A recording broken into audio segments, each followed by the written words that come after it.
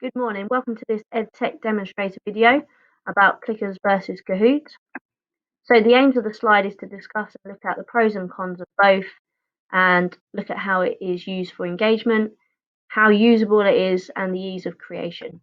So we've got a home page here where you can flick through and go to any point that you would like at a different time to see the pros and cons. The research I got for this was from the following platforms. So let's go straight into it. So Plickers pros, I'm just going to pick out a few key bits on each slide. So the answers are anonymous, which helps reduce the self-consciousness of pupils. It's a great formative assessment method, and it gives you instant feedback in real time. It allows you to tailor the instruction that you get based on the feedback. So you can then take the lesson forward, or you can go back a step depending on whether the class has misconceptions or whether they've coped really well with those questions and you know that you can push them further and stretch and challenge them. It's good for engagement, it allows for differentiated learning, and there's a low level risk of cheating or copying answers with Plickers. The cons, however, it only allows for multiple choice answers, so it doesn't suit all subjects or content styles. It can lead to a guessing of answers, and if you get pupils losing their cards or mixing up cards, it can make it difficult to gauge who can get the answers right or wrong. The novelty may wear off as well for some pupils, as the view that the students get is fairly bland and plain in styling. You're also limited to 5 questions per quiz with the free version. With Kahoot, it is fun, it's engaging, it's interactive, it's customizable both in its view and the audio that you can have. There's a bank of images to use, you can add music, there's lots of YouTube videos that you can link very easily. It's fast paced and it's visual. It's a fun formative assessment.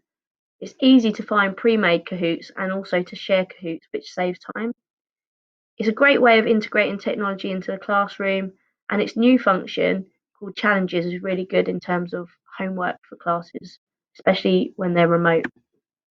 The cons, however, cheating or sharing of answers can occur easily, even in a controlled classroom environment.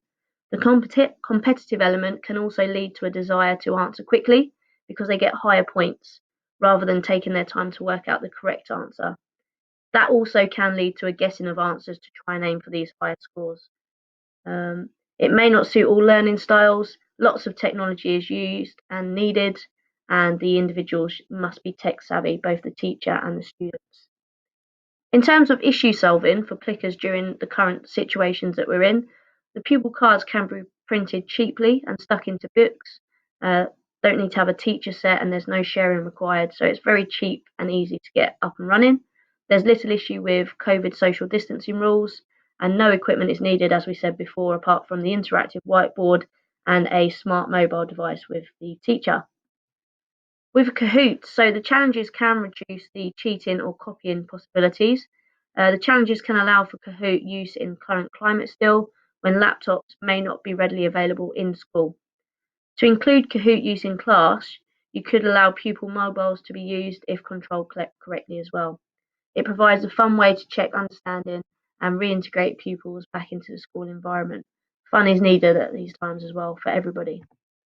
Overall, I'd say both have a really big place in school during our current climate. Plickers is probably best for use without laptop restrictions in schools, and Kahoot can now be used as a homework or independent learning resource platform.